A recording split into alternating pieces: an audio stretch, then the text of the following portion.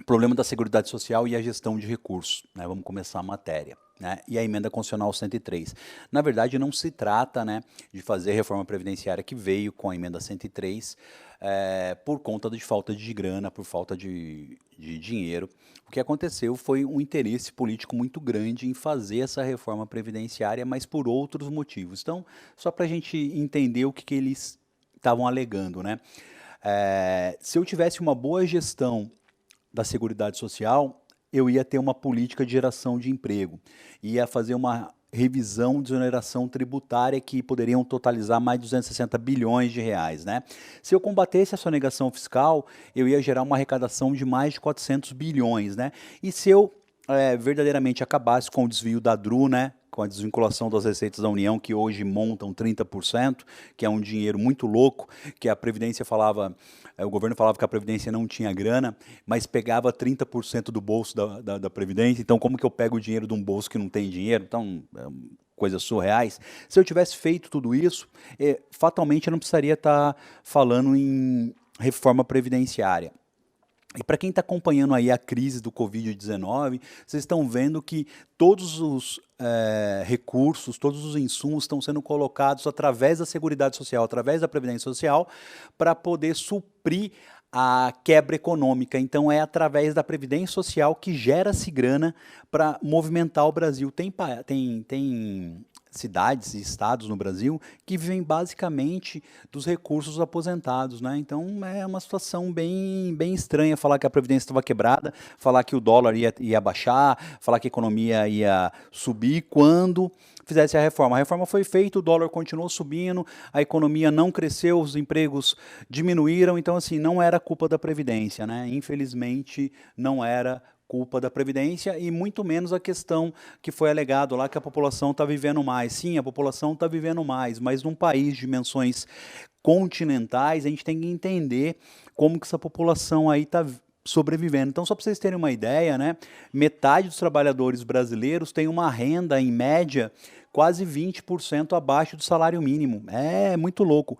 No Piauí, dá mais ou menos a renda per capita, se não me falha a memória, é de R$ 400 por pessoa. Olha isso, gente. Olha só a situação, né? Então é bem complicado, né? Bem complicado. Então, só para vocês entenderem aí, 10% dos brasileiros concentram quase toda a riqueza, né? 43%, né? Então, 10% dos brasileiros concentram 43% de toda a riqueza nacional, enquanto o resto dos brasileiros vive com uma renda per capita abaixo do salário mínimo ou perto do salário mínimo. Então, a situação não é e nunca foi, né, a questão técnica do brasileiro viver mais, né?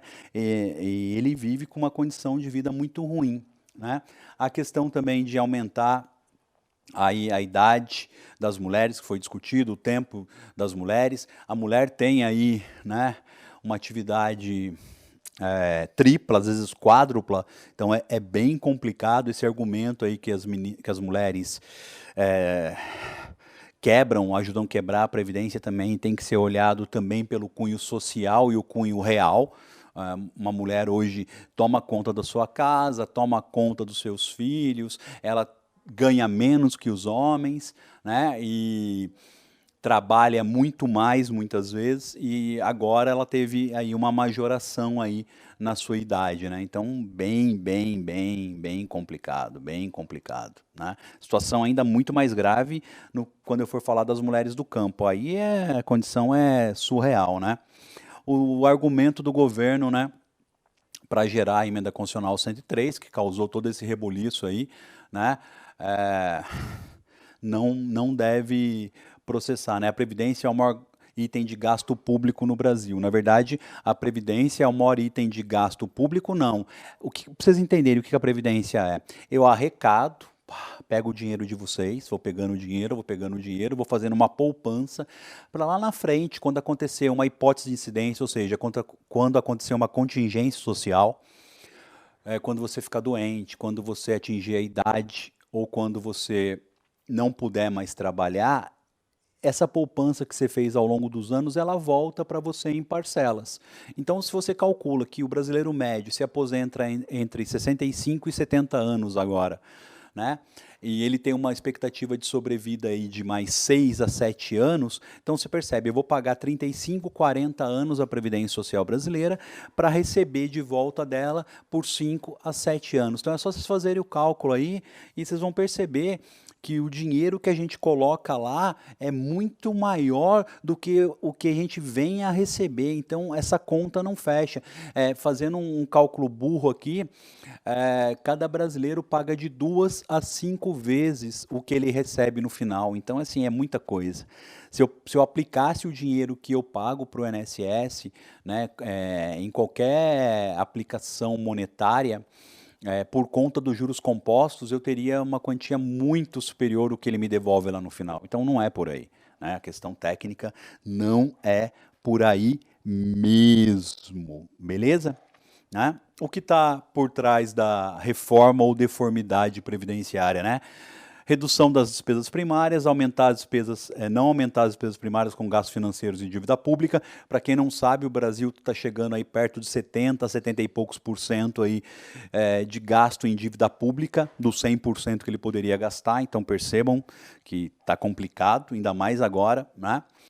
Aumentar o negócio de volume financeiro, então a ideia com a reforma previdenciária é abrir o capital previdenciário para os bancos e os bancos virem colocar previdências privadas e outras formas da pessoa economizar e isso injetar uma grana violenta no mercado financeiro. Então, era uma das ideias, né? Então, assim, o foco total da reforma previdenciária, a meu ver, foi aí uma questão financeira, uma questão, um pedido dos bancos, né? Um pedido principalmente do ministro Paulo Guedes, que tem formação ultra ativa no mercado financeiro desde a década de 70, né? Ele tem essa formação aí mais arrojada e ele quis elastecer tudo isso. O Paulo Guedes defende uma questão chamada Estado mínimo, ou seja, o Estado dá as mínimas condições para as pessoas e as pessoas aí que se virem, né? Então, não é o conceito trazido em 88 pela Seguridade Social, que foi alocada lá, que era um por todos e todos por um, né? Então, é um pouquinho complicado, mas sem problema. Então, eu estou falando tudo isso só para vocês terem um panorama, né? Então, quem vai perder mais aí com a reforma da Previdência que veio no ano passado, né? Os